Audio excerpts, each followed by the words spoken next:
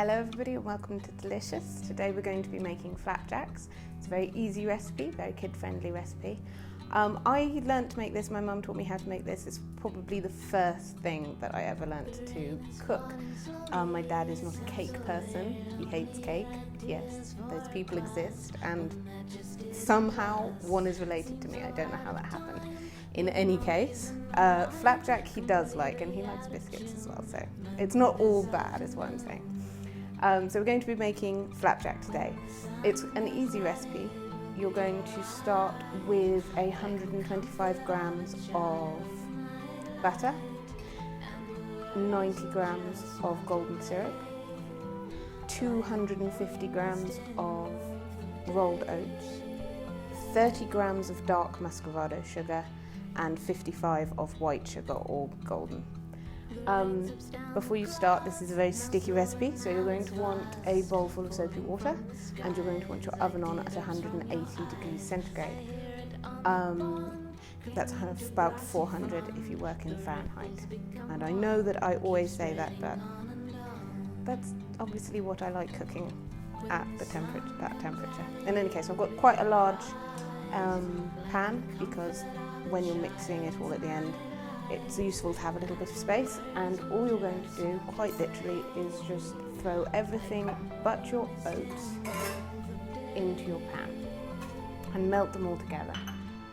You're going to melt this all together until there is no graininess left. The sugar has completely melted into the butter and the golden syrup. And we'll have a little bit of an Amy cam so that you know exactly how it's supposed to look.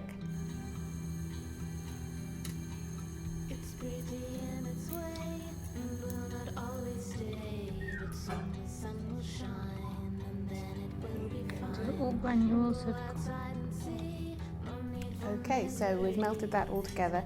You want to melt it so that you can't see the grains of sugar. Once that's done, it's perfect. Right, at this point you're going to tip your 250 grams of rolled oats in. Now, you can do quite a lot with flapjack flavour-wise. A plain flapjack is just this. You put it in the oven and you bake it. Personally, I like to put a little bit of vanilla in because I like vanilla. I also really love a cinnamon flapjack. Really, really, really nice. You can put fruit in, your favourite jam, dollops of raspberry jam for instance, and then swirl them in. It's entirely up to you, but like I said, this one I'm just going to add some vanilla extract to. You're going to want to grease a pan about this size with butter. I prefer butter because it's thick, so when you grease it stays, whereas if you use oil it tends to just slip off the side and collect in the bottom of the pan, which is not very helpful at all. So that's why I always use butter. If you're not particularly keen on that, you use whatever it is that you want to use. Right, so I'm just going to put a teaspoon of this in. Just to give, oh, it smells so good. I know you're not supposed to say that. Also, like I said, this is an oversized pan, so it makes it very easy to do this bit, to mix it in at the end here without getting messy. Right, so I'll give you a little bit of a Amy cam so that you can see the texture that you want your flapjack mixture to be at this point. And then we're going to put it into the pan, smooth it down gently, and put it in the oven. I'm going to look after 10 minutes because I like a gooey flapjack. I don't know about anybody else. The longer you leave it in, the more the sugar hardens and becomes more caramel. So that's the perfect way. I will say though, however, that you aren't particularly going to be able to tell. It's going to look very, very soft because it's caramel and it's hot. So you don't want it to burn is the most important thing. So you want it to look golden. And after about 10 to 15 minutes, it should look beautifully golden.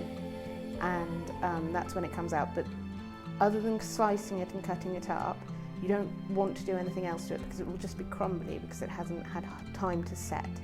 So that's the thing to bear in mind, that unlike a cake, which you would touch the top and the sponge, if it's cooked, will bounce, you haven't really got that sort of a test with this. So in a way, you do have to sort of like trust yourself, and if you look into the oven and you look at it and you think, I don't know, that still looks a little bit gooey to me, it's probably already done. Just to bear that in mind. So I'm going to probably take this out after about 12 minutes. We'll say 12, there we go. Sort of like a nice halfway point, but not too far the other way.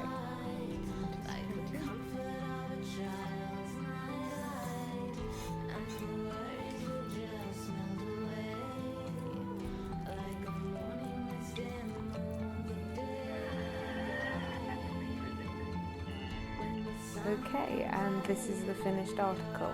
I left these for 10 minutes. Like I said, I like a gooey consistency to my flapjack, so yeah. Yes, they are. So I like to take them out a little bit earlier. As you can see, someone can't quite wait. I hope that this inspires you to cook some flapjack. I hope that you put your own little twist on it. I hope you enjoyed the video, and I hope you subscribe and like as well. Thank you very much for watching.